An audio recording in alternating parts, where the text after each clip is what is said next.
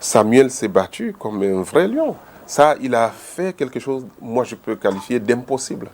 Parce qu'il est allé, moi j'ai essayé, je lui ai passé des messages à titre personnel. Je lui ai dit, écoute, c'est impossible ce que tu veux faire. Tu as beaucoup à perdre là-dedans. Et est-ce que tu as réfléchi? Parce que contrairement, oui, les gens le disent, moi j'ai des rapports avec Samuel. On a des bons rapports, on se connaît depuis de longues années, on a fait des choses, on a vraiment des rapports au-delà de ce que vous pouvez imaginer. Vous comprenez? Bon, de temps à autre, il y a des périodes où on a connu nos relations ont eu des difficultés. Moi, de 2014, juillet 2014 à août 2017, on ne s'est pas parlé parce qu'on était fâchés. Après, on s'est reparlé. Après, on s'est refâché à nouveau à cause de Maître Happy, et ainsi de suite. Non, mais il reste mon frère. Et c'est comme ça qu'on s'appelle, il m'appelle mon frère. Alors, moi, je fais la différence entre les aspects personnels et les aspects liés aux affaires de la nation. Parce que moi, je considère que le football, ce qu'on est en train de faire, c'est le pays, mais on ne peut jamais totalement effacer cette dimension. Et puis nous, on ne peut pas, comme ça, tout de go, effacer tout ce qui a été fait. Non. Moi, je pense qu'il n'est pas organisateur de ce processus électoral. Lui-même l'a dit à plusieurs reprises, par courrier à la FIFA, à la CAF, au ministre des Sports, du Cameroun pour dire, écoutez, il y a un problème dans ce processus. Ces gens, c'est 2009, ainsi de suite. Mais on lui a dit, t'as pas le choix, il faut y aller. Je ne justifie rien. Mais je justifie le fait qu'on n'aille pas comme ça, comme on a fait avec les autres. On va s'arrêter. Moi, je vais discuter, parce que vous savez, on voit Abdourahmane. Moi, ces derniers jours, je me fais taguer chaque heure. J'ai au moins 100 personnes qui prononcent mon nom sur Facebook. Et il n'y a pas un membre de ma famille qui n'ait pas été touché concernant... Moi, je me fais arrêter dans la rue par des gens, des hommes en tenue pour me dire, écoutez, il faut laisser Samuel. Je dis, écoutez, il ne s'agit pas de moi. Donc là, la procédure qui a au TAS, c'est 44 membres de l'Assemblée générale de 2009. Et lui, en 2009, pour la mandature 2009-2013, vous avez la CEFAC. Il ne faut pas oublier que c'est plus d'une centaine de clubs qui ont annulé l'élection de M. Seydou. Vous comprenez? Et puis, la CEFAC, c'est plus de 500 clubs.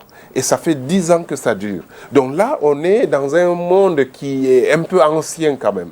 Il y a des choses qui sont en place depuis quand même des années. Il y a eu des sacrifices, il y a eu des problèmes, vraiment tout ce que vous pouvez imaginer. On ne peut pas effacer ça comme ça. Mais moi, j'ai réussi à mener les gens à quand même donner une chance, à pouvoir parler avec Samuel. On va se rassembler, on va se retrouver, on va discuter et on va parler avec lui.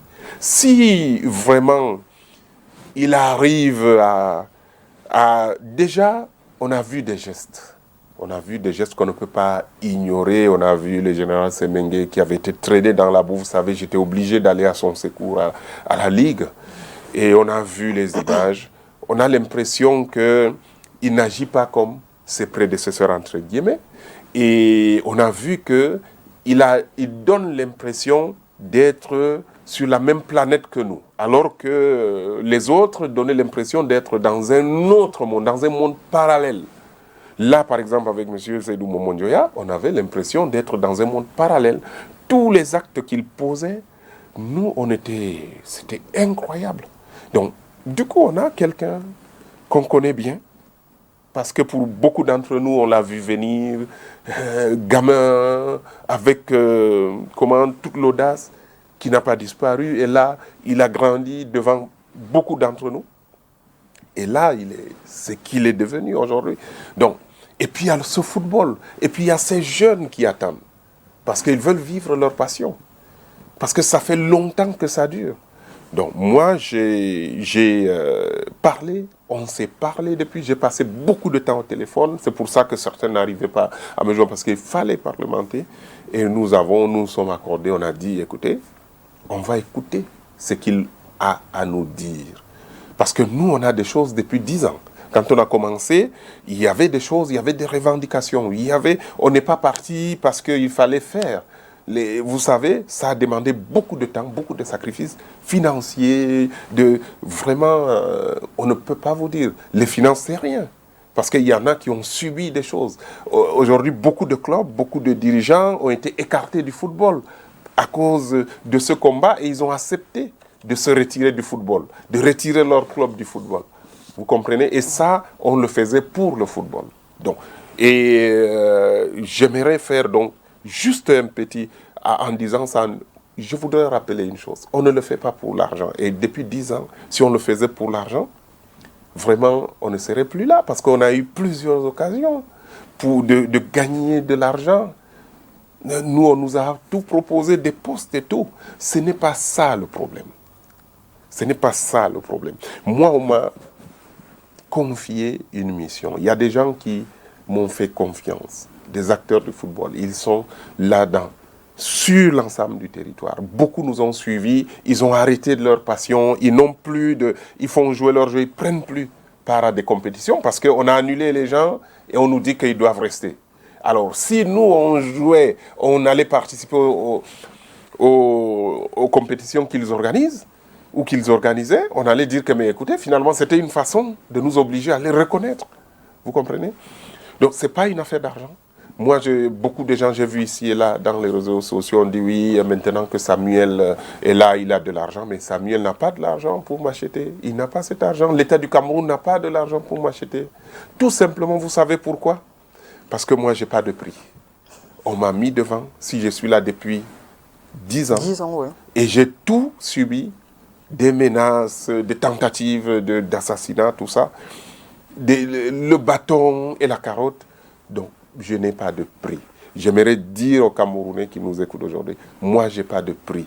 Vraiment. Et c'est pour ça qu'il n'y a pas de budget qui puisse m'acheter, il n'y a pas de somme. Parce que quand il n'y a pas de prix, il n'y a pas d'argent. Il n'y a pas quelque chose, on ne fixe pas de prix. Je n'ai pas de prix. Parce que tout simplement, je ne fonctionne pas comme ça. Il y aura peut-être des choses que nous allons être amenés à faire.